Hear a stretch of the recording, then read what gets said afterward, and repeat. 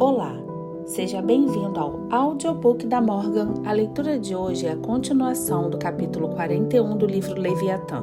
Mas antes de começarmos essa leitura, eu vou pedir para que você se inscreva no meu canal e ative o sininho das notificações.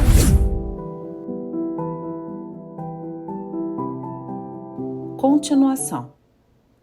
Por outro lado, ele não será então rei de maneira alguma, senão como subordinado ou vice-rei de Deus Pai, como Moisés o era no deserto, e os sumos sacerdotes o eram antes do reinado de Saul, e os reis depois disso. Porque uma das profecias relativas a Cristo é que ele seria semelhante a Moisés. Eu erguerei para eles um profeta, de entre seus irmãos, como para vós, e porei minhas palavras em sua boca, e esta semelhança com Moisés se manifesta também nas próprias ações de nosso Salvador no tempo em que passou pela terra. Pois tal como Moisés escolheu os 12 príncipes das tribos para governarem abaixo dele, assim também nosso Salvador escolheu 12 apóstolos que se sentarão em 12 tronos e julgarão as 12 tribos de Israel. E tal como Moisés autorizou 70 anciãos a receber o Espírito de Deus e a profetizar perante o povo, isto é, a falar-lhe em nome de Deus, assim também nosso Salvador ordenou 70 discípulos para pregar em seu reino e a salvação de todas as nações. E tal quando apresentaram a Moisés uma queixa contra os 70 que profetizavam no acampamento de Israel, e ele os justificou, dizendo que nisso eles estavam manifestando obediência a seu governo, assim também nosso Salvador, quando São João foi queixar-se-lhe de um certo homem que exorcizava os demônios em seu nome, ele o justificou de tal fato, dizendo em Lucas 9,50: Não lhos proíbas, pois quem não está contra nós está do nosso lado. Por outro lado, nosso Salvador se assemelhou a Moisés na instituição dos sacramentos, tanto de admissão no reino de Deus, como de comemoração da libertação dos eleitos de sua miserável condição.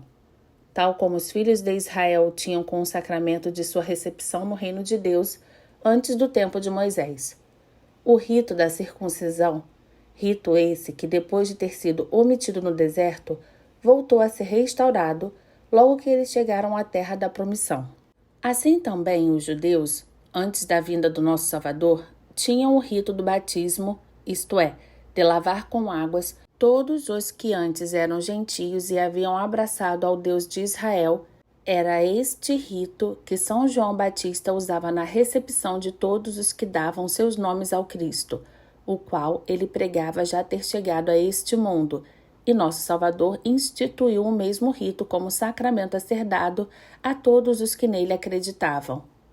Qual a causa de onde pela primeira vez derivou o rito do batismo é coisa que não se encontra formalmente expressa nas Escrituras, mas pode provavelmente considerar-se uma imitação da lei de Moisés respeitante à lepra, pela qual se ordenava que o leproso fosse obrigado a afastar-se durante algum tempo do acampamento de Israel, e se depois desse tempo fosse por um sacerdote considerado curado, era readmitido no acampamento depois de uma solene lavagem.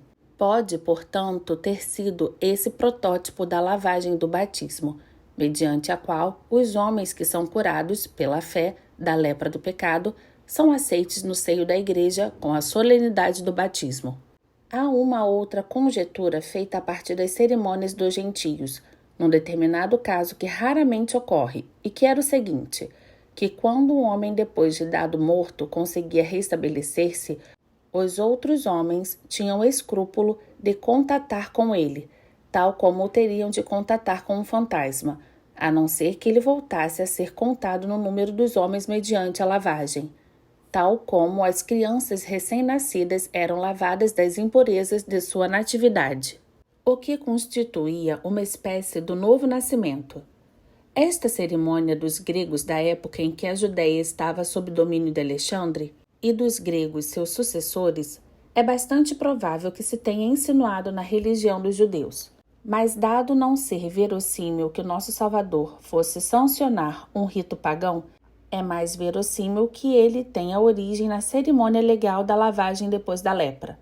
Quanto ao outro sacramento, o de comer o cordeiro pascual, é manifestamente imitado no sacramento da ceia do Senhor, na qual o partir do pão e o derramar do vinho trazem à memória nossa libertação da miséria do pecado, pela paixão de Cristo, tal como comer o cordeiro pascal trazia à memória a libertação dos judeus da escravidão do Egito. Assim, dado que a autoridade de Moisés era apenas subordinada e que ele era apenas o lugartenente de Deus, segue-se que Cristo, cuja autoridade enquanto homem devia ser idêntica de Moisés, não estava menos subordinado à autoridade de seu Pai. O mesmo se encontra mais manifestamente expresso no fato de ele nos ensinar a orar Pai Nosso. Venha a nós o teu reino, e porque teu é o reino, o poder e a glória. E por se dizer que ele virá, na glória de seu Pai, e pelo que se diz São Paulo em 1 Coríntios 15, 24. Então virá o fim, quando ele terá entregado o reino de Deus Pai, e por muitas outras passagens inteiramente expressas. Portanto, nosso Salvador tanto nos ensina no reinar, representa a pessoa de Deus, ao qual desse momento em diante, mas não antes, se chama o Pai. E continuando a ser uma mesma substância, é uma pessoa enquanto representado por Moisés, e uma outra pessoa enquanto representado por seu Filho, o Cristo. Porque sendo pessoa algo relativo a um representante, é consequência da pluralidade de representantes que haja uma pluralidade de pessoas, embora de uma e a mesma substância.